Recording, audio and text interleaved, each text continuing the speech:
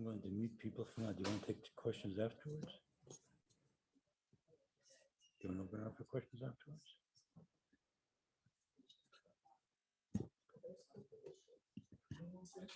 If they have particular questions, they can call me. Okay. You might want to announce that. Yeah. Okay, you're on. Okay. Just want to make sure it's charging. Okay. All right. Thank you.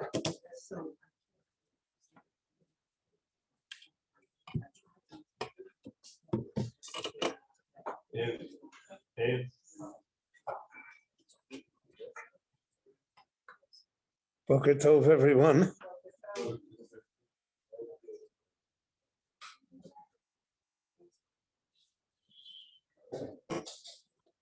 Our usual Parsha Shiur is going to be devoted today to a general overview of Shmitah, the 5782, this year that begins next week, Rosh Hashanah, is a Shmitah year.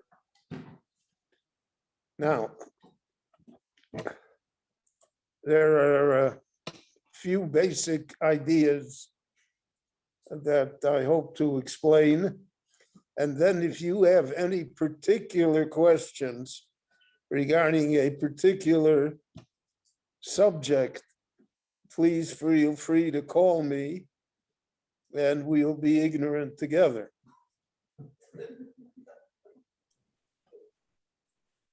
But it is not as complex, certainly should not be frightening as people make it out to be.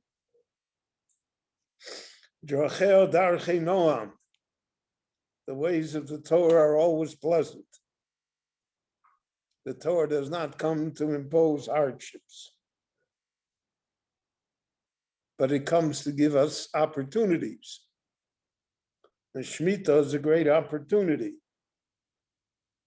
In the Torah, it says, "V'shov sa'oretz Shabbos la'Hashem." The earth, the land of Israel, which is representative of the earth and of this world, has its own Shabbat. Just as in all creation, there is a Shabbat. So we humans have a Shabbat once a week. The land of Israel has a Shabbat once every 7 years. Now, there's a general idea of Shemitah, and then there are the particulars of the halakha. The question of what year is this Shemitah year has been a question that has been under discussion since the destruction of the temple. There are different opinions as to which year the temple was destroyed. Translating it into our terms, into our calendar, there are those who say 68 of the Common Era and those who say 70 of the Common Era. That would make a difference as to which year is the Shemitah.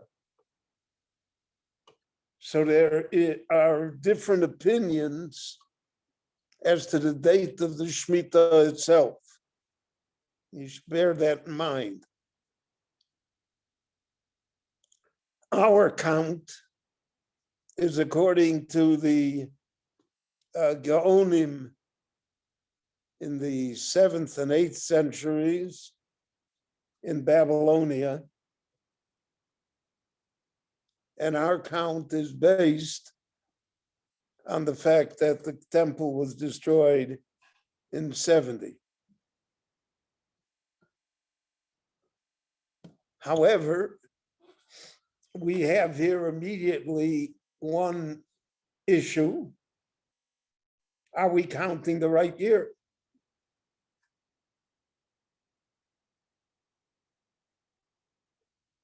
There's a second issue,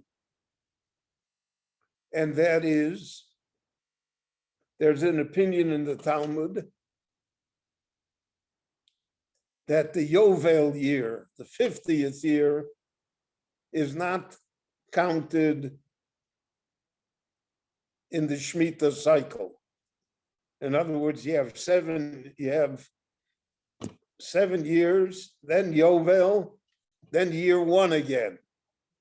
Or Yovel is year 1 of the next Shmitah cycle. So that is another issue that is in doubt as to the count of the Shmitah. We have a third point. I'm explaining why with Shmitah, the rabbis searched for so many leniencies, so many loopholes. Whereas in other halachas, we find that they did not do so. And part of the reason there are all these doubts. We're not sure of the year even.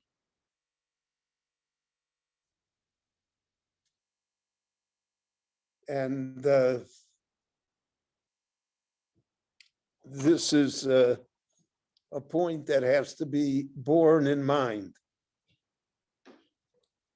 Now, the Talmud teaches us that when the Jewish people came into the land of Israel the first time, under Yoshua ben Nun, the arrival of the Jewish people and of Yoshua sanctified the land, Kidsha L'Shaita.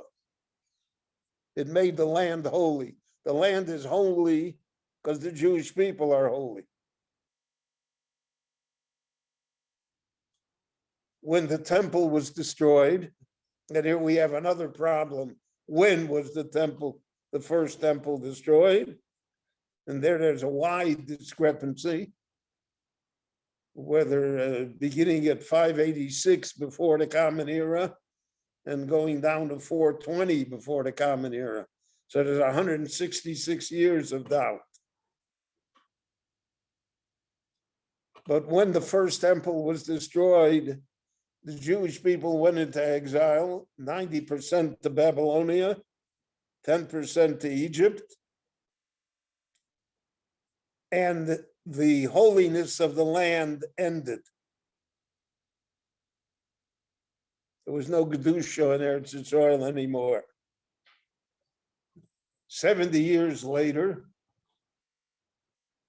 the Olei Bovel, those who returned from Bovel, under Ezra, sanctified the land once more. But this time they said they're sanctifying the land for all time, for all eternity. Whether there are Jews there, whether there are not, whether the temple is there or whether it isn't, the land is now holy. Kidsha L'Shaita Ula'atid Lavo. So, that being the case, then the Shmitah is in effect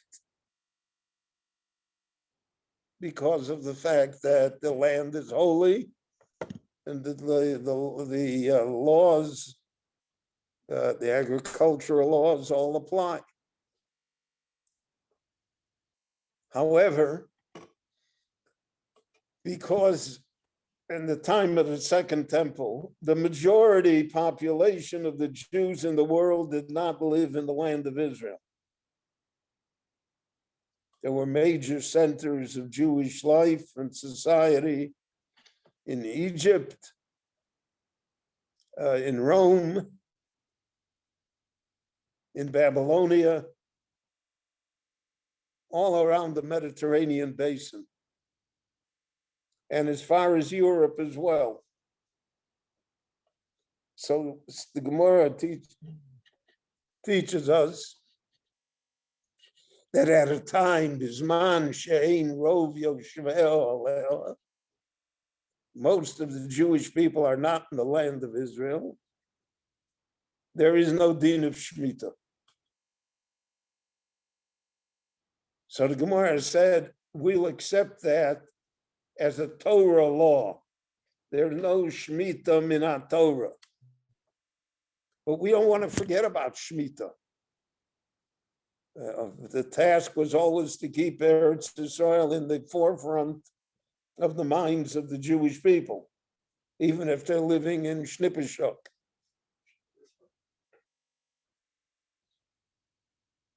So therefore, the laws of Shemitah still applied midrabanan, as a rabbinic decree, which is a lesser level. So we have two loopholes in the leniency immediately. When is Shemitah? And even if we know when it is the Rabbanan, it's not the right, it's not a Torah law. There will come a time, perhaps within the near future, we hope, that it'll be Rov Yoshveo Aleha. Most of the Jewish people will reside in the land of Israel. When that happens, the entire process of how we commemorate Shemitah will have to be rethought and reevaluated. And I'm sure there'll be different opinions. But right now we're dealing with these two facts, that Shemitah is the Rabbanan, and that even though by tradition 5782 is a Shmitah year, we cannot guarantee that it is a Shmitah year because of the fact that there are different opinions as to the dates. Bearing this in mind, now we enter into the details of this commemoration of the Shemitah.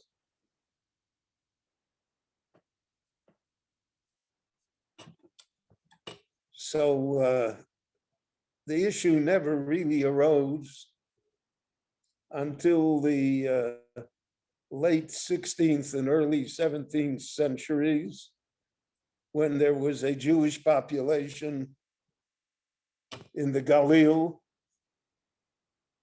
the heyday of Tzvat, Tveria, when basically 10, 15,000 Jewish exiles from Spain came and settled in the north of the country. Among them were great Talmidei Chachomim. Rabbi Yosef Karo, the author of the Shulchan Aruch, the Mabit, Rabbi Moshe ben Yosef Trani, Rabbi Yaakov Beirav, were great Talmidei Chachomim. And they are the ones that began to deal with the Shemitah issue. They didn't see it as a problem, they saw it as an issue. There's a difference. However, for various reasons, after about 60, 70 years, this Jewish settlement in the Galilee petered out. Economically, it was not viable. The Arabs were very hostile. The European powers weren't interested in the country yet. So there's a hiatus of about 200 years when the Shemitah is hardly discussed. Beginning in the 18th century, there's a slow trickle of Sephardic and European Jews coming back to live in the land of Israel. Jews from Yemen and Bulgaria, from Lithuania, from Poland, from the Austro-Hungarian Empire, Why then, that's on Historis Lashem Elokeinu. That's part of the secret. What impelled them, but nevertheless, all of a sudden it is renewed. One of the disciples of the Gaon of Vilna,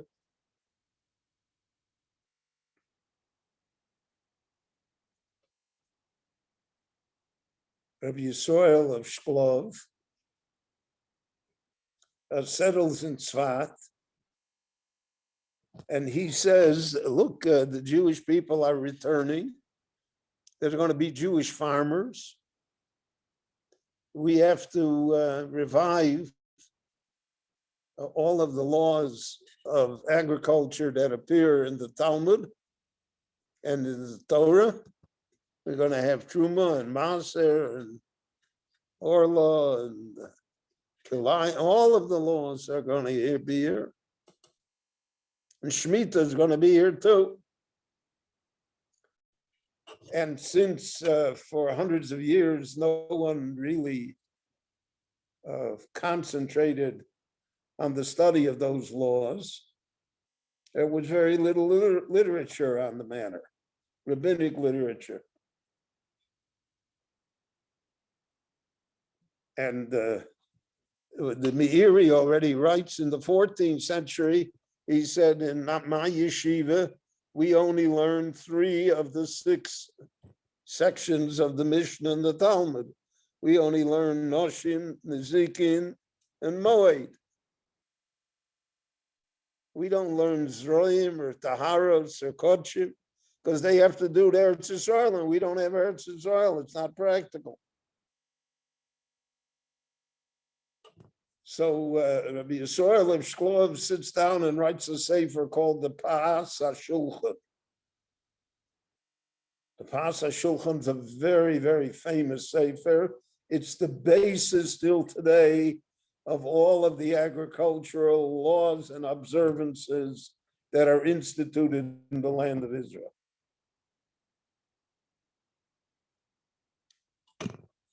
It may not be a very popular sefer, but it is really one of the pillars of Israeli society today. You go to Machne Yehuda and they got a sign, everything's taken care of. Who took care of it? How did they take care of it? Without the Pa'as HaShulchan, it would be impossible for us to even begin to organize the system. So the Pa'as HaShulchan is published in the early 1800s. And then there is a Jewish settlement in Yerushalayim. And the Jewish settlement in Yerushalayim, which was called the Yishuv HaYashan, the old Yishuv, the original one, when Shmitah came, so they looked at it in this fashion.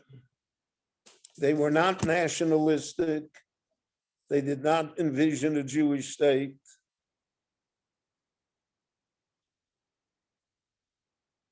They were waiting for the Messiah.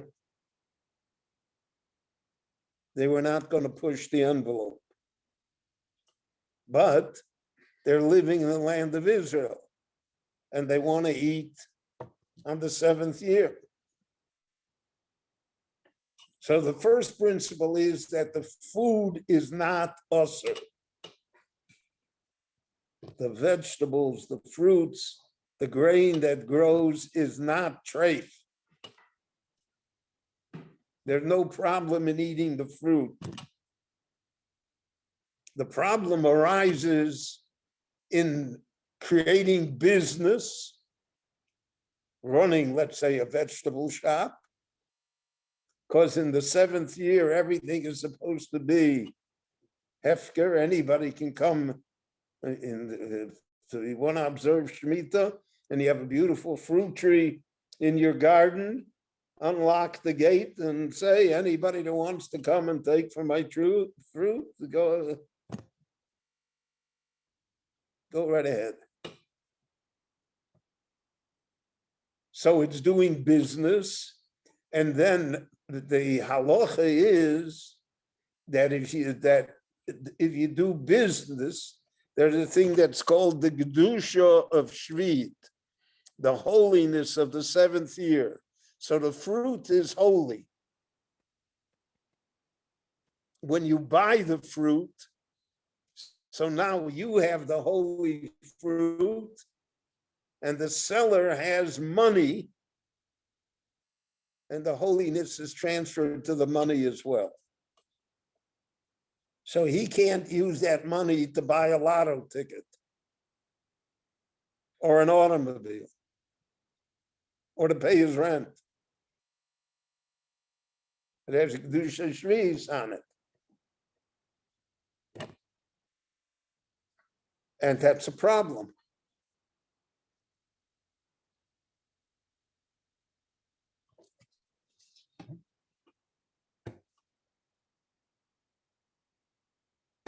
Starting in the 19th century, there became a nationalistic movement of Jews moving back to the land of Israel. It began in 1870 with the Chovevei Tzion, the lovers of Zion. They said, we're going back to Eretz Yisrael because we're going to build it, not as individuals, but we're going to build a Jewish society in the land of Israel.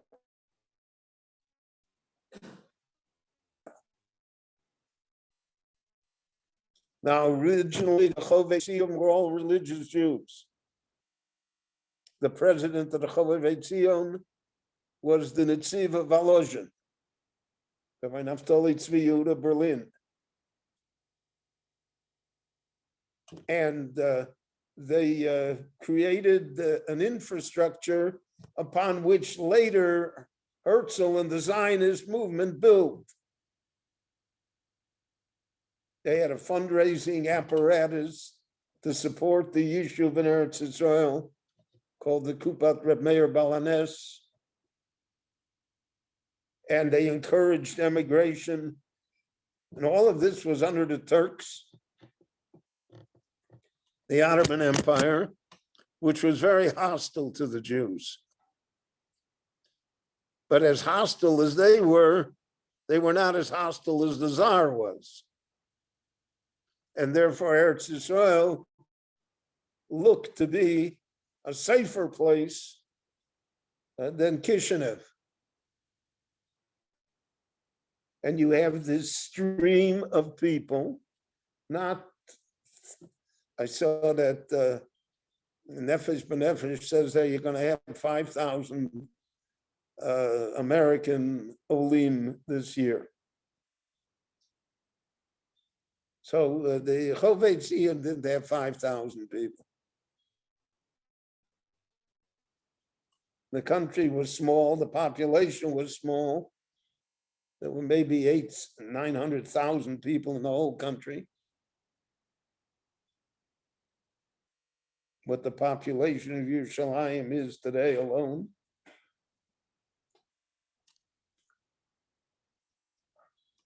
And the Chovevei Tzion sold this idea to a very wealthy Jew by the name of Edmund the Rothschild, Baron Rothschild. And he was 28 years old, and he was a billionaire looking for a project. When you have billions of dollars, etc., when you're young, so you're not worried about money. But you want to make your mark in life. And the secretary of the Chovevei Tzion, Rabbi Shmuel Moelever, who was the Rav in Bialystok, convinced Rothschild that the project of his life should be the establishment of communities in the land of Israel. In other words, the Chovevei Tzion would supply the human part of it, the people, And Rothschild would supply the money. And so it began. So that the early 1870s, the Baron has colonies here. They didn't call them then settlements, colonies. Bought land from the Arabs who thought the Jews were nuts. Barren waste country where nothing grows, full of malaria, trachoma, and other diseases.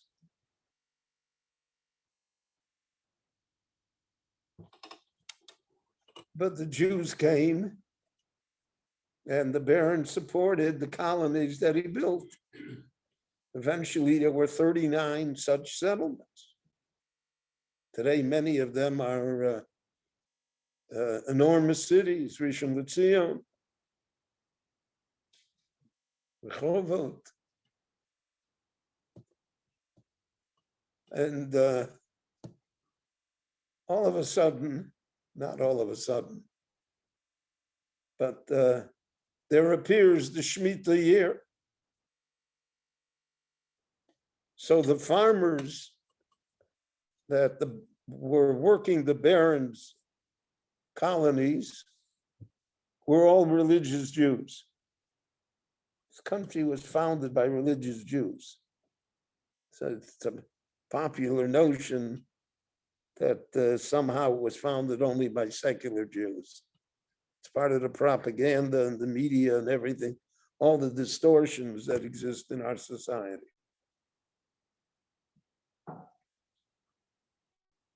So they came and they said, listen, next year is Shemitah. So they said to the Baron, we have a year's vacation. We're not going to work at all. And you just send a check.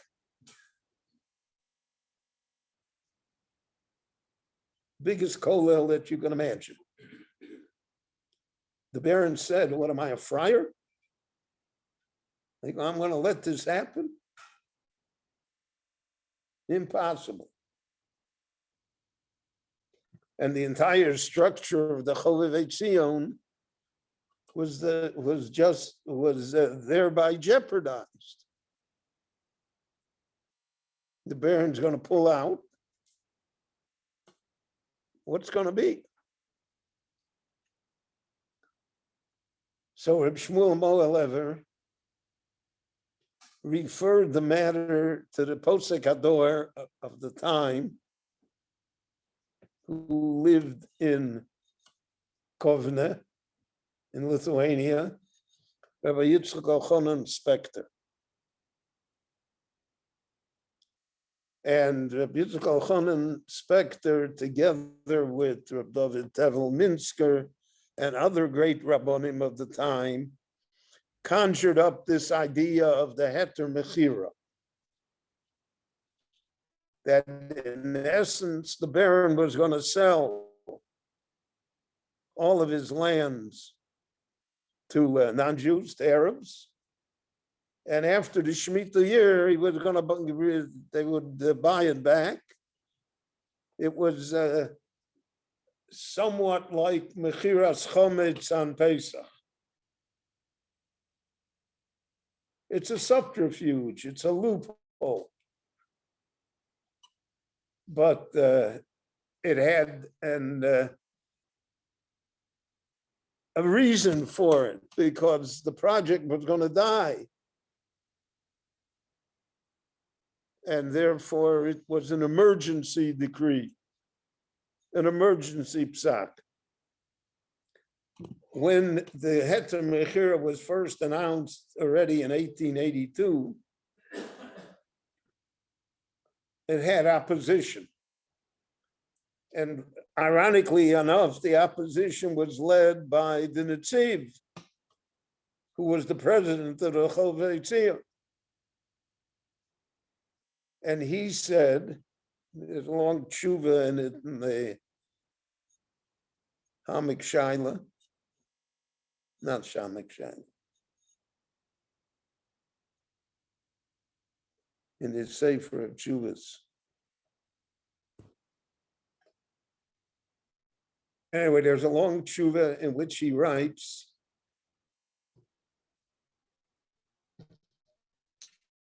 you can't sell the land of Jews in the land of Israel to non-Jews. That is forbidden by the Torah. There's a law in the Torah, lo sechonem. You can't sell. It's an Isur Daraisa. So he said, in order to be Makayim, mitzvah the Rabbanon, you are violating an Isur Daraisa. So he said it's like running away from the threat that you have into the arms of the bear. So he opposed it. He opposed it so much he resigned as being the head of the Chovei Tzion. And the Chovei Tzion then became secular. Leo Pinsker took it over.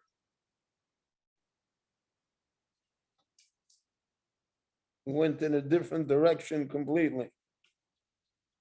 They no longer were going to ask shilas to rabbis.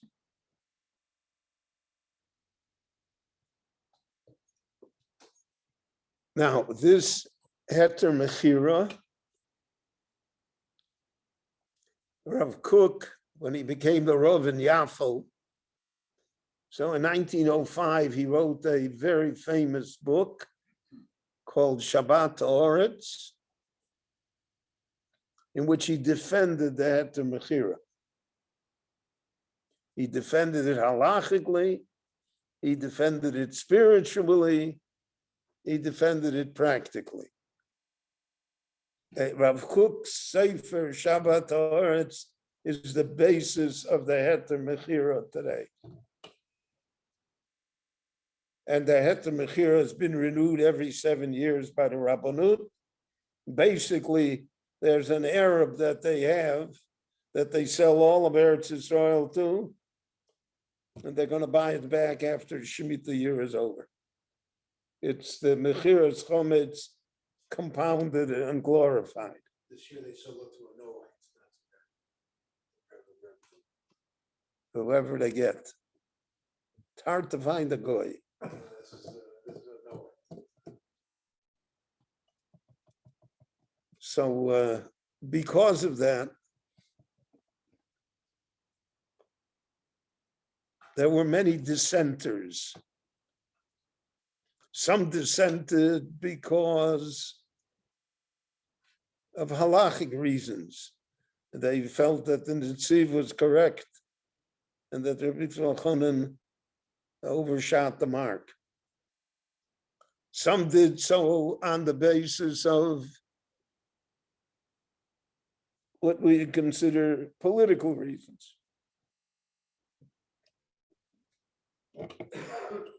It would only advance secularism in the country. The Shemitah would be forgotten completely.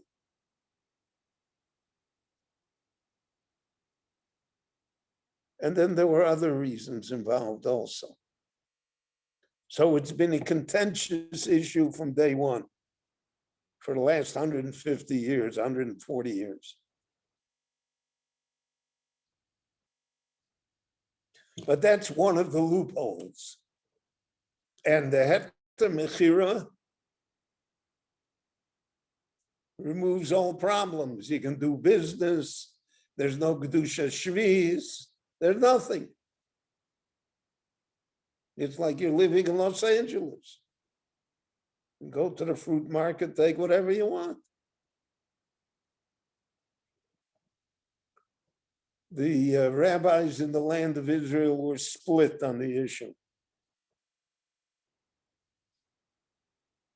However, as the Jewish population increased, it became obvious that something had to be done. And therefore, other loopholes were devised.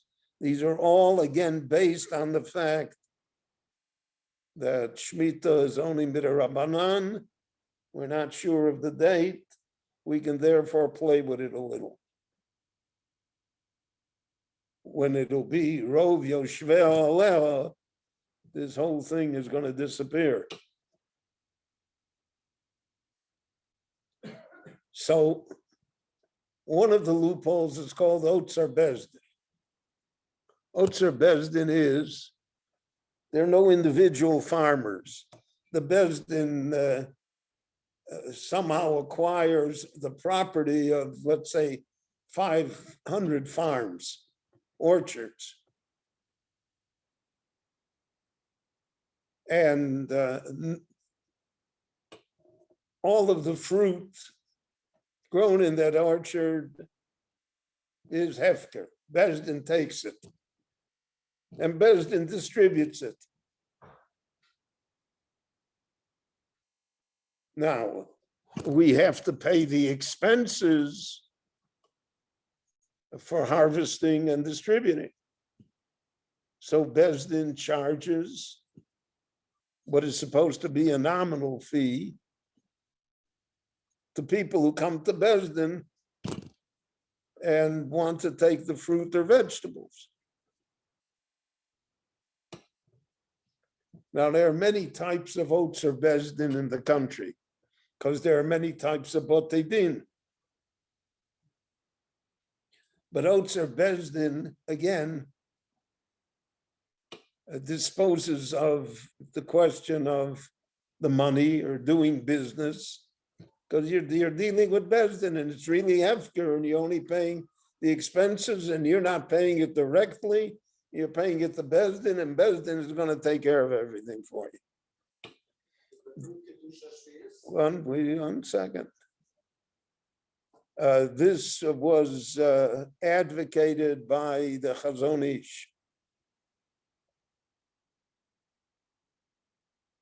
And the fruit and everything that you have has a Gedusha Shviz to it.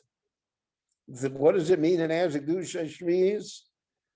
You can't just throw it out. If you don't, if you have to be careful how much you buy, don't overbuy. If you pour yourself a glass of wine, drink the whole glass of wine.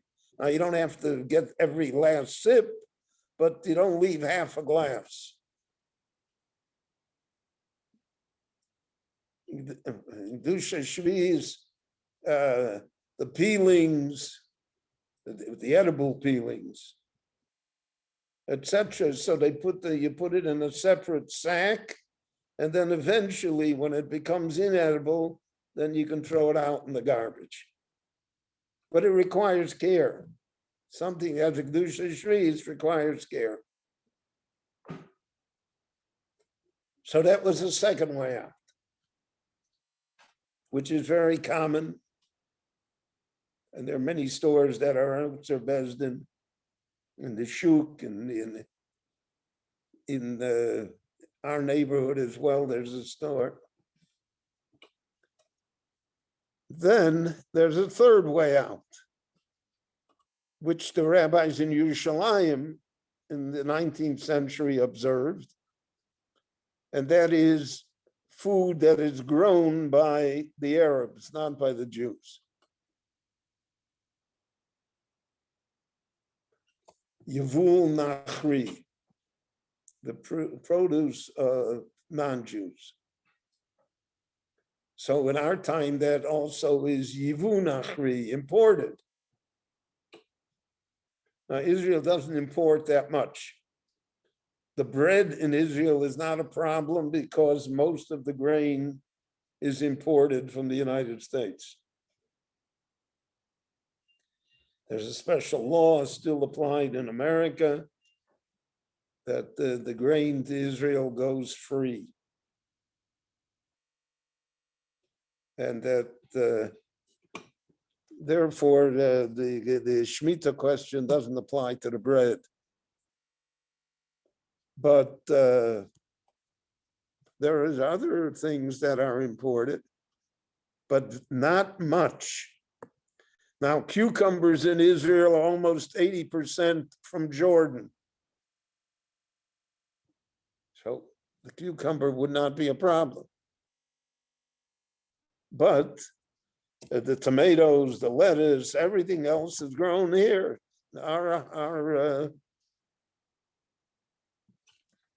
So for that, there are other solutions that have been devised over the centuries.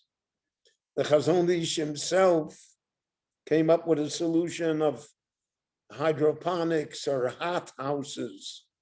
Today we call it gush katif.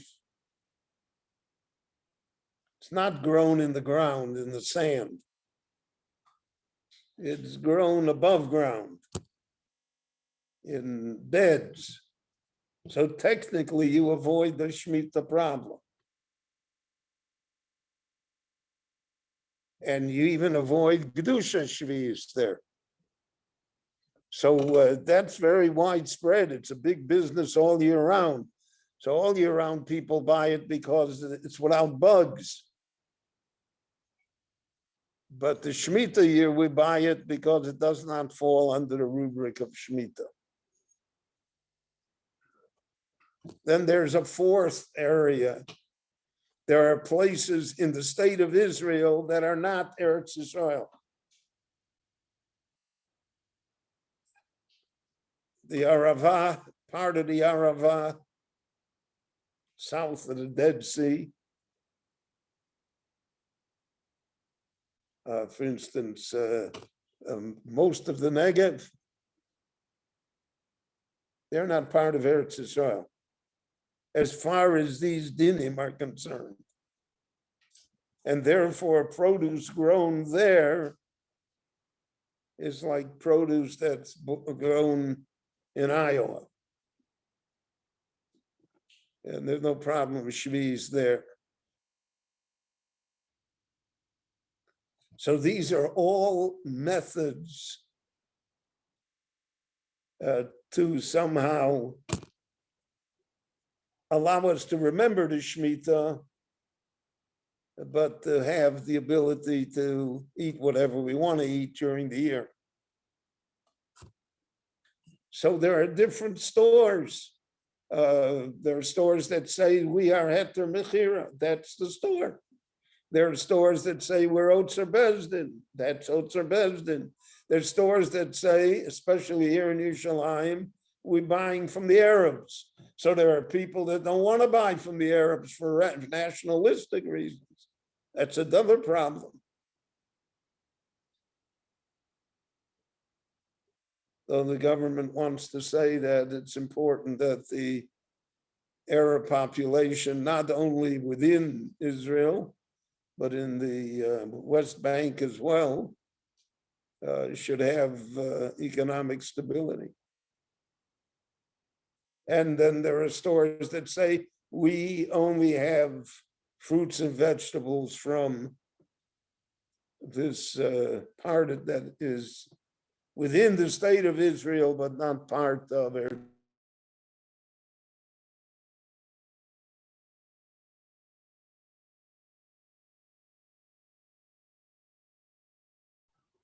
And depending on the stringency that you want to employ, the choice is yours. In the Haredi world, the Heter Mechira is not acceptable. That's, I shouldn't say it, but I think it's more political than halachic. But it's not accepted. So therefore, we have Otzer Bezdin,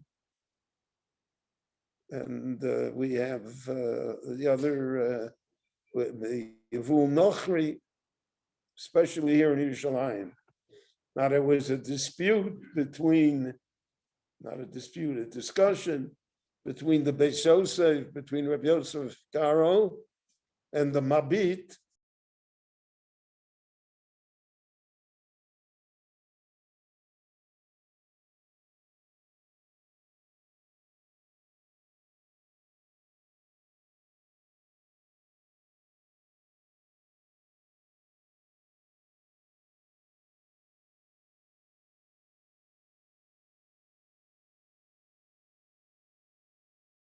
almost till our time, followed the more lenient view of Rabbi Yosef Karo.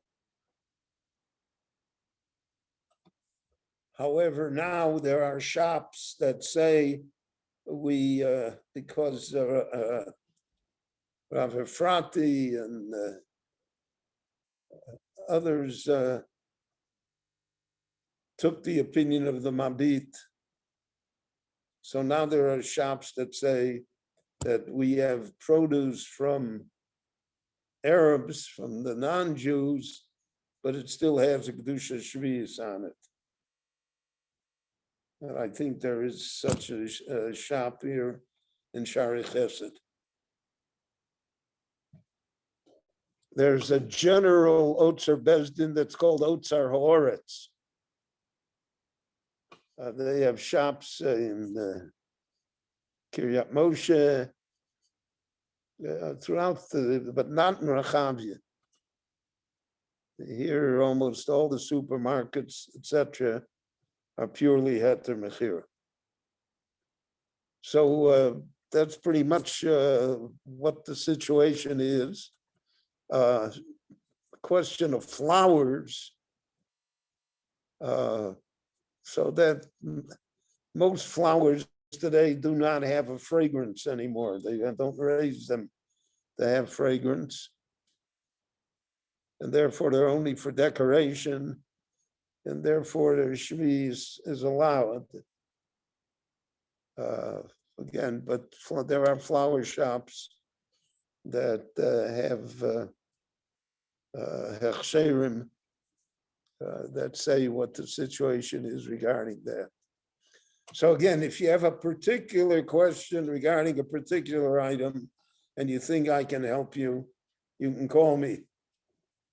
But generally speaking, I think this outline should suffice and that we should be zoche to a great, good year, really a Shnas Shmitah, where Torah should grow among Klal Yisrael, and we should have only good news one from another.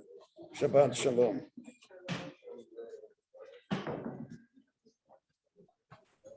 Just died. Just died? Yeah. She's died.